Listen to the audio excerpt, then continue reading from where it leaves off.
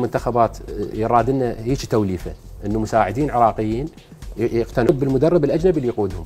احنا المشكله احنا هاي استاذ احمد اقول لك شيء على نادي الشرطه. ايه؟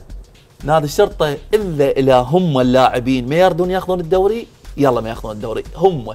يعني لو اي فريق يتميز كابتن اللاعبين عندهم امكانيات افضل اللاعبين بالعراق هم. اي لا هو يعني من تقول لي افضل لاعبين بالعراق فهمني هاي الجمله اللي تتحدث عن هذا الموسم. عن هذا الموسم شلون؟ الشرطه الا هم اللاعبين يقررون ما ياخذون الدوري يلا ما ياخذون الدوري.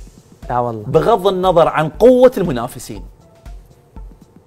ايش قد ما قوه المنافسين الزوراء والجويه والطلبه مهما تكون قوتهم اللاعبين فريق الشرطه والكادر التدريبي اذا ارادوا ان ياخذون الدوري ياخذون الدوري بفرق تصريح ناري هذا. يعني تدري شو يقول الدكتور؟ كابتن تعرف ليش؟ يقول لاعبين الشرطه اللي يقولون ما اريد الدوري نعطيه هديه لبقيه الانديه يلا يعرف. معناها مضمون. كابتن مستوى الفني مضمون 100% للشرطه. كابتن مستوى الفني للاعبين الشرطه ومستوى الفني للفريق ككل من الناحيه التكتيكيه اعلى فريق كعبه من اللاعبين الدوري العراقي. كلامه صحيح. وبدليل المباريات اللي نشوفها كابتن فريق الشرطه دا يلعب كره قدم يعني صدق تحس بها كره قدم حقيقيه من التحولات من التنظيم من نوعيه المحترفين. هم خطأوا في خطأ واحد فقط بس ماردكيان اللاعب السوري بدلوه جابوا السورستم.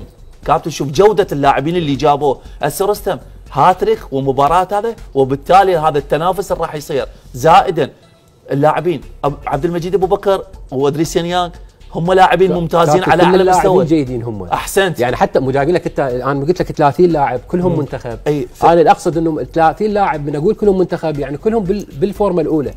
انا تعداد هذه الاسماء تدل على انه فريق الشرطه رايح نحو الدوري بس يعني اعتقد اكو مفاجات. يعني نعم في كرة القدم اكو مفاجآت لكن هم فريق الشرطه اعتقد من اكثر الفرق اوفر حظا بحصد اللقب. زين قبل لا انتقل لمباراة